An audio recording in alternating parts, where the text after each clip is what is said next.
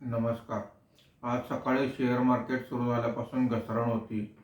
दिवसभर घसरण वाढतच होती. आज मार्केट बंद होताना सेन्सेक्स हा 1066 पॉईंटने घसरून 82,180 वर बंद झालेला आहे. निफ्टी हा 353 पॉईंटने घसरून 25,232 वर बंद झालेला आहे. आज घसरण व्हायची मुख्य कारणे पुढीलप्रमाणे आहेत. अमेरिकेत ट्रेड डील संदर्भात सुरू असलेल्या घडामोडी, याखेरीज FIIचं मोठ्या प्रमाणावर सेलिंग, खराब जागतिक संकेत, घसरणारा रुपया ही काही कारणं आहेत.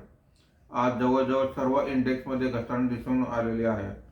BSE बँक इंडेक्स 1.17% खाली आहे.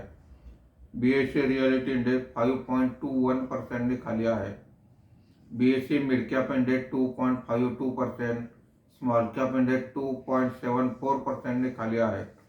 आजच्या कामकाजामध्ये फक्त टाटा कंझ्युमर प्रोडक्ट 0.41% आणि HDFC बँक 0.36% एवढे दोनच शेअर्स निफ्टीमध्ये पॉझिटिव्हमध्ये बंद झालेले आहेत. निफ्टीमध्ये घसरलेले मुख्य शेअर्स पुढीलप्रमाणे: Eternal, Sun Pharma, Bajaj Finance, Jio Financial Services यांच्या शेअर्समध्ये घसरण दिसून आलेले आहे.